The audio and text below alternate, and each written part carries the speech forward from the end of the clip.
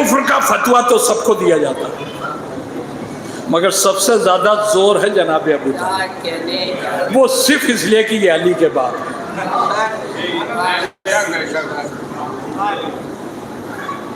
اور ایک ہی روایت ہے جسے کفر ابو طالب کے لیے بیان کیا جاتا ہے، اور اس روایت کے راوی دو ہیں، ایک ہے رسول کے چچیرے بھائی جناب عبداللہ ابن عباس، اور دوسرا جو گواہ ہے اس کا نام مجھے نہیں معلوم، آپ میں سے کسی کو معلوم ہو تو میں بعد مجلس بتا دیجیے گا۔ اس کے نام کا ترجمہ مجھے معلوم ہے، بلیوں کا باپ۔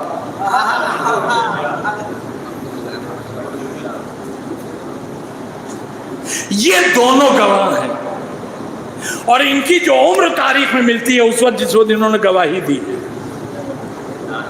جناب عبداللہ ابن عباس 6 سال کے، 6 سال کا کوئی جوان ہوگا، بچہ ہوگا، اور یہ جو بلیوں کا باپ ہے یہ عبداللہ ابن عباس سے بھی چھوٹا ہے۔ انہی دونوں کی گواہی کو پورے عالم اسلام نے سچا مان کے ابو طالب کو کافر کہنا شروع کر دیا۔ ہائے ہائے، جس بنیاد پر رسول کے خاندان والوں کو کافر کہا جاتا ہے، یہی تو کہتے ہیں کہ اس وقت تک پیغمبر اسلام کی رسالت کا اعلان ہوا نہیں تھا، لہذا جتنے تھے سب معاذ اللہ کافر تھے۔ تو اسی بنیاد پر میں بھی کہتا ہوں کہ عبداللہ ابن عباس بھی مسلمان نہیں تھے، اور یہ بلیوں کا باپ بھی مسلمان نہیں تھا۔ اچھا، 6 سال کا بچہ اور اس سے چھوٹے بچے کی گواہی قبول ہے ابو طالب کے قبول کے لیے، اور سیدہ کے بچے اگر اپنی ماں کی گواہی دیں،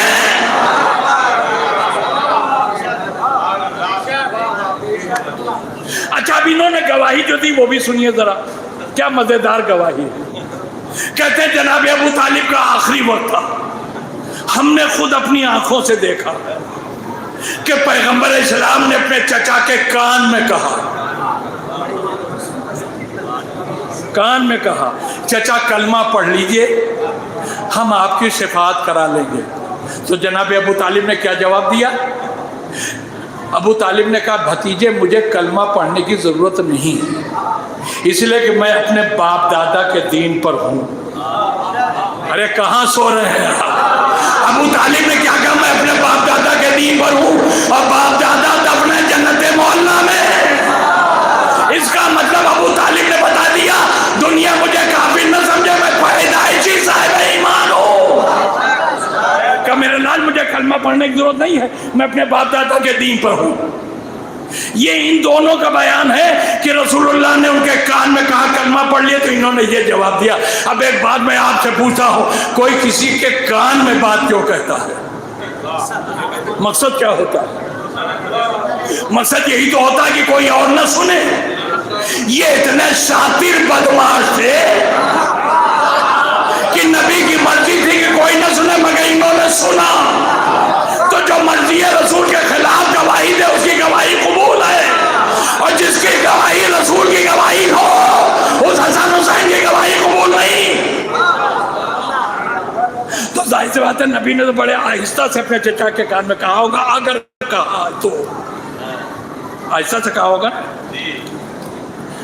مگر انہوں نے سن لیا۔ تو اب ایک جملہ کہوں، نبی نے کہا ہوگا بہت آہستہ سے تاکہ کوئی سننے نہ پائے، مگر انہوں نے سن لیا۔ تو ان کے اس سننے کی طاقت میں مجھے رونے کو دل چاہتا ہے۔ یہ سننے پر آ جائے تو کان کی بات سن